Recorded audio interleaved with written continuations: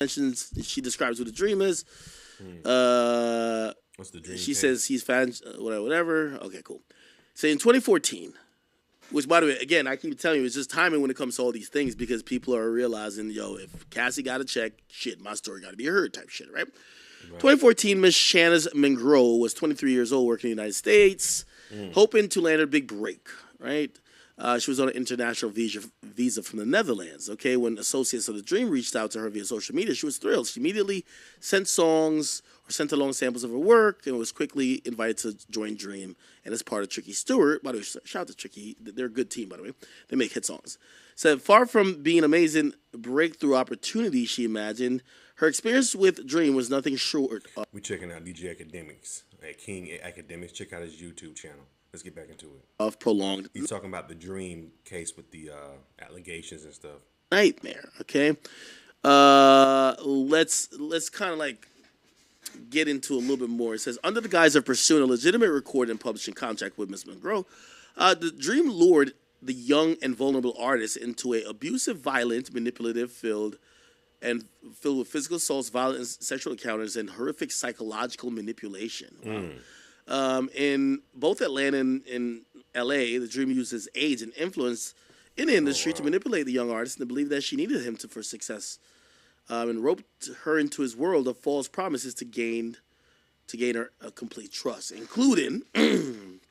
Now, I'm always wary of lawsuits that start out like this because this is, with all due respect, a failed artist, and she's basically starting her lawsuit about, trauma she's been through, whether it's like sexual trauma or whatever, by talking about how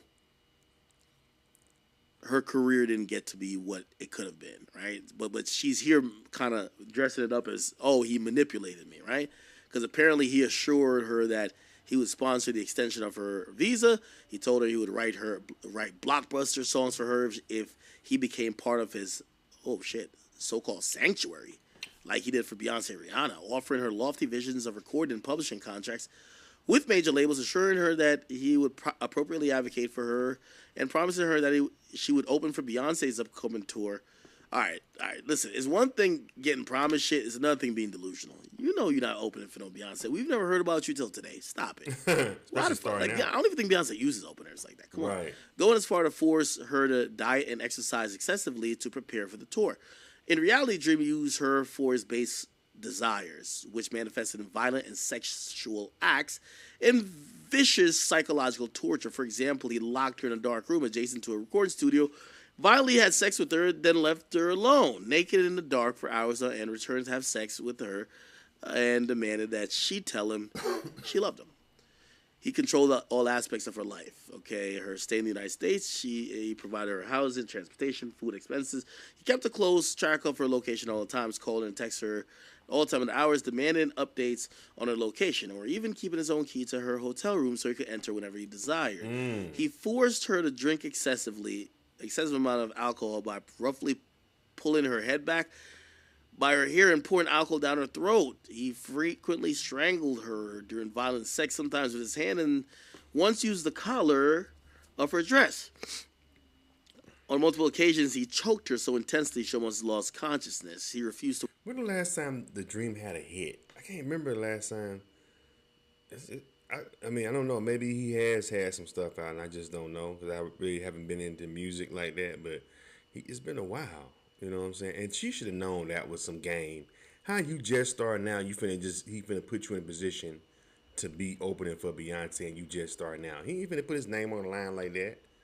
To wear a condom and regularly ejaculated inside of her against her protest. When he discovered she was taking birth control, he became enraged because he believed that it was a sign of disrespect. She was forced to hide her birth control pills under the mattress. He berated her while having sex with her, calling her ungrateful, insisting that she praise him and declare her loyalty to him. He once R-worded her in the back of the renovated Sprinter van. Same evening, she was forced to engage in sex acts in the public movie theater.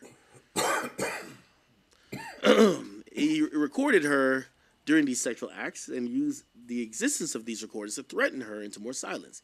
His depraved behavior facilitated by his record label. Okay, so they're suing Epic Records and Contra as well. The label that convinced the label Dream convinced to invest in her, despite the fact that he never intended to truly support her career trajectory, but instead wanted corporate funding to assist in trafficking venture. Okay, you see, this guy is doing the same script. They're basically saying these record labels are paying for sex trafficking, which is a very heavy claim, right? The result is of Dream's heinous act was that her career was upended, right? Her music was taken from her without an explanation. Contra Paris was never provided her with any compensation. Every attempt to revive her career has been hijacked by Dream and those who support him. Over more than a year, she experienced trauma, not recovered from it, blah, blah, blah. Okay, cool. All right, so here's the jurisdiction, da-da-da.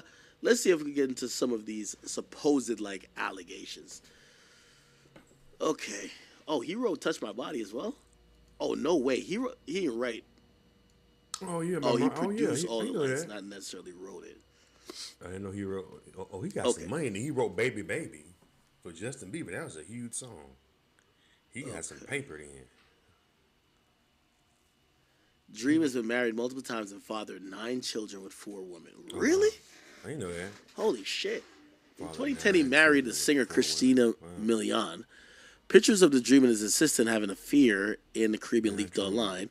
Dream then filed for divorce from his then wife, all of 9 days before Milian gave birth to the couple's daughter. Later news reports Milian's divorce was contingent on her agreement to never speak about their marriage.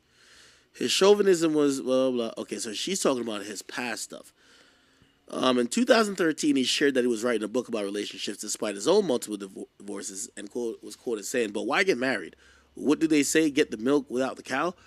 Such a statement crudely refers to women as cattle and further, oh my God, suggests that Dream does not think romantic commitments is worthwhile if sex could be achieved without the commitment. I mean, like, I don't think that's like only the Dream is thinking like that, right? I know. That same year, a mere month after making a statement most men. quoted above, he was arrested in California for a domestic violence incident with his girlfriend at the time, who declined to press charges. Less than a year later, however, he was arrested on charges of felony assault, strangulation, and reckless endangerment, and child endangerment of his girlfriend, who was pregnant at the time. The criminal complaint alleged that Dream pulled and dragged. Okay, they're only talking about his past stuff. What did he do to this girl? Okay. Let's see. All right, she was okay. She has a visa, which is an immigrant visa. Okay, what did he do to her? Hit the thumbs up button, guys. We check it out. This is him supposedly making false statements to her. In DJ late 2014, she was considering her options since her O-1B visa expired in 2015. She wanted to focus on her own recordings and her career and was speaking to well-known producers about potential next steps. It was around that time that Dream childhood friend and personal security detail, Chris Garland, reached out to her via Instagram to ask her to send music to share with Dream's manager, Merck. At the time, Dream and his creative partner, Tricky, had reached enormous success, including producing or songwriting Beyonce, Rihanna, Britney Spears, and third. Okay, cool. She linked up with him. All right. She arrived in January, whatever. Okay, where the fuck is he doing bad stuff, allegedly, right? Damn, she recorded a song 187, which she had written.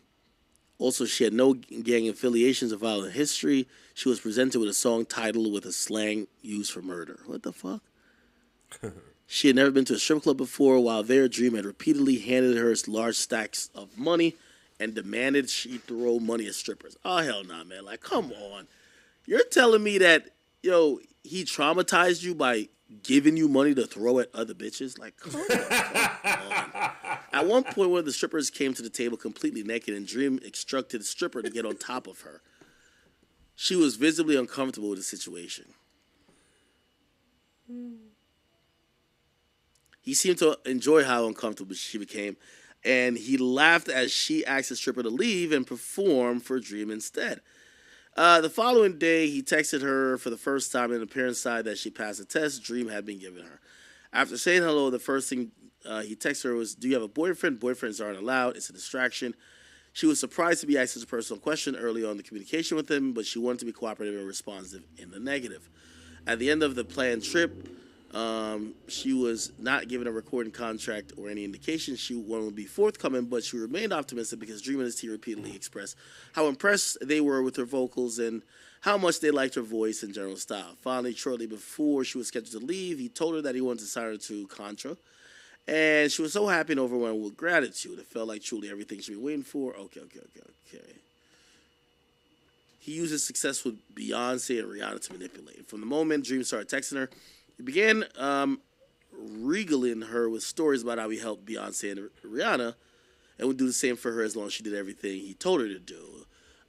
He told her that in order to write songs for her, he needed to know everything about her, including everything that embarrassed her, upset her, angered her, and excited her, every single thought she had. Perhaps sensing that she had hesitation and confusion, he said that that's how true songwriters and producers needed to operate in order to write the right song for each artist. I actually believe that. If you're writing a song for someone, you got to know how they normally feel and they normally react to certain shit, right? He said that she needed to belong to him so they could become the next B and J. In reference to Beyonce and Jay-Z, he knew how much she loved and admired Beyonce as an artist. He regularly used her admiration for Beyonce as a way to manipulate. She kept throwing Beyonce in the face. She was telling him that the reason he achieved what? Telling her that he kept throwing hopes of working or being around Beyonce because that's what's going. Especially back in 2000, well, even now, like women from Beyonce, people love Beyonce. Women, every woman in America loves Beyonce and want to be like her. So especially, and then that was like at her height, like 2015, 16. That was doing the Lemonade area. Was it the Lemonade era? I think it was. So yes, that was full height Beyonce. So he kept luring her in. He kept dangling that carrot in front of her with Beyonce.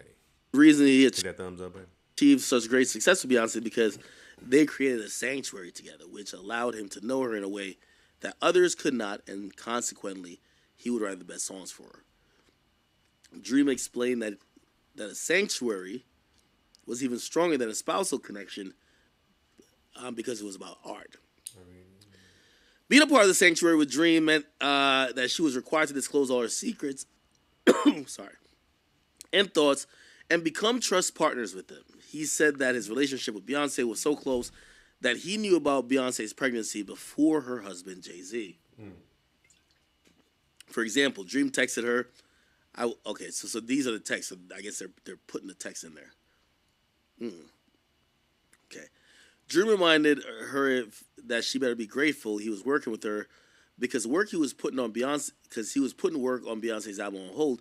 And if she wanted to reach the same level of success as Beyonce, she needed to become closer to him than Beyonce. He said that meant she would ask and follow his advice on everything, rely on him to be her main confidant and limit her inner circle to only those people that he approved and trusted. Dream also told her that if she acted right, there was a specific formula he used with Beyonce, and that she and Beyonce would be the only two artists in this industry with those secrets. He routinely pointed out that he committed. So he was that close to Beyonce to the point where he knew about her being pregnant before she told Jay-Z. Making a new artist successful, but was choosing her because he expected her to respect him correctly. He frequently pitted Rihanna against Beyonce, implying that Rihanna was fighting for his attention and was frustrated he was giving it to Beyonce instead of her. He said that Rihanna was begging him for good records, but because of her special sanctuary relationship with Beyonce, he saved them for Beyonce, and that Miss Mangrove could be part of that as well. According to the Dream, Rihanna was possessive over him and got angry when he worked with Beyonce. In an apparent effort to reiterate how grateful Miss Mangrove should be for working with him, Dream told her that Rihanna would frequently send him flowers and other gifts.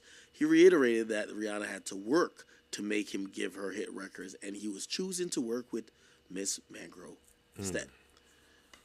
In one of her earliest text exchange, Dream asked her when she lost her virginity.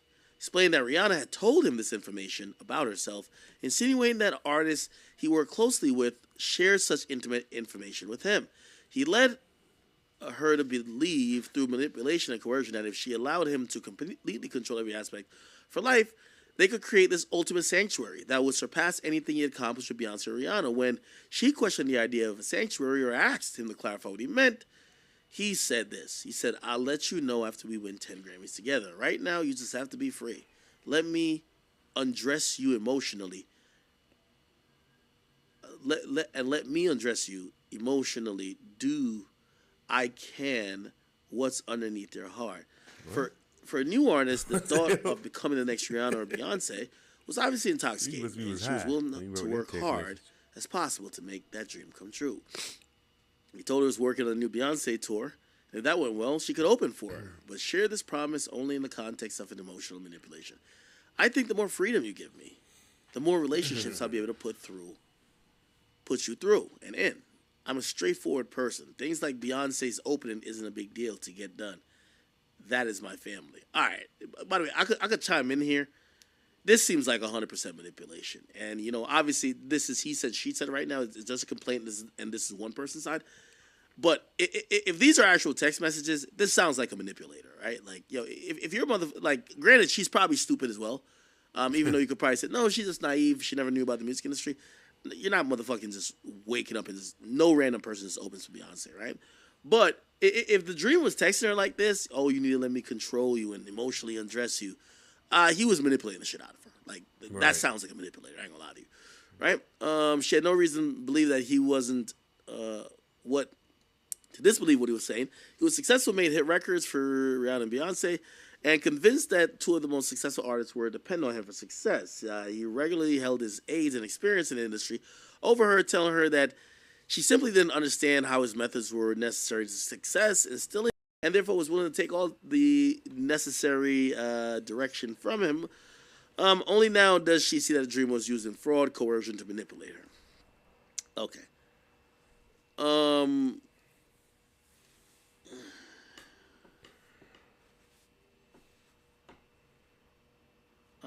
trying. Okay. On this date, he pulled up, and she began to receive messages from him. He was extremely flirtatious, asking her if she wanted to lose her virginity again, implying that he wanted to have sex with her. That evening, she was in the studio, which was at Tricky Stewart's home, and Dream complained that she needed to loosen up for the sake of the music and pressured her to drink alcohol, smoke marijuana in excessive quantities. He told her that Rihanna smoked so much that while she's not smoking a blunt, Jen and Melissa is already rolling. Oh.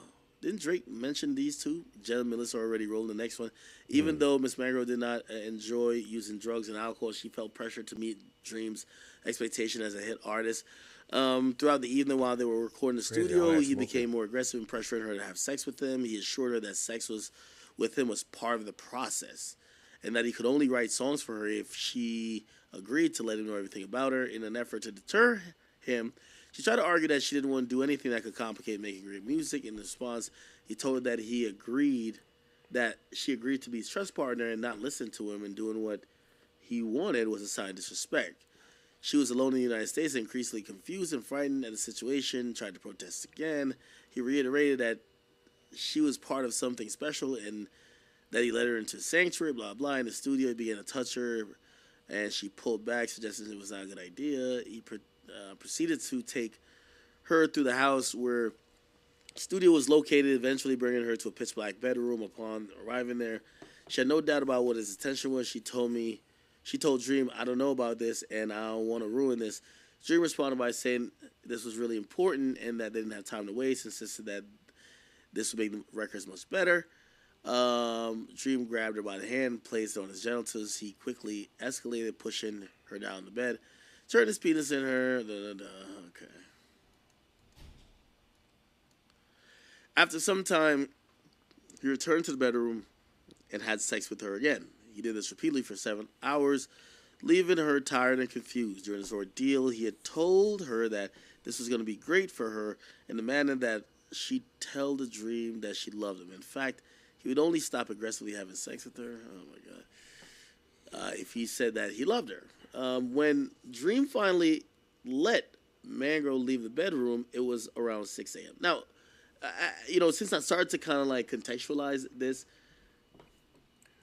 those text messages I do think is part of some manipulation. Do I also believe that he brought this girl to a black room, held her down, and R-worded her just several times? I don't know about that. I don't know about that. So I don't want you to take me saying that I believe he was sending manipulative text means that he did everything. So I just want to point out where I don't know. Okay. All right, man. I don't even want to keep reading this shit. Anyway, y'all, that is DJ Akademiks. Y'all can check him out on King Akademiks. I like to hear his commentaries on certain things, but yeah, I just wanted to play that part about him talking about the dream allegations. Is somebody, was it Tyrese? I think Tyrese just got hit with one too, didn't he? It was somebody else. It was the dream. It was somebody else. Don't quote me on. Don't let me put Tyrese in there if it's not true. But it's somebody else, because it was of course Diddy, and then now in the dream it was somebody. I forgot who else it was that they got. It was some murmuring about some allegations coming out, but I feel like the dream is a lot more newer and a lot more louder than the last one. But it's somebody else. I forgot who else it was, but R&B singer. Like I said, I don't want to say it's Tyrese, but that's what I thought it was. But it can't. Somebody else came out with some allegations, so it's like, ugh, crazy, man. Anyway, what y'all think about this video? Leave your comments and subscribe to Charles and Ezra. Hit that thumbs up button.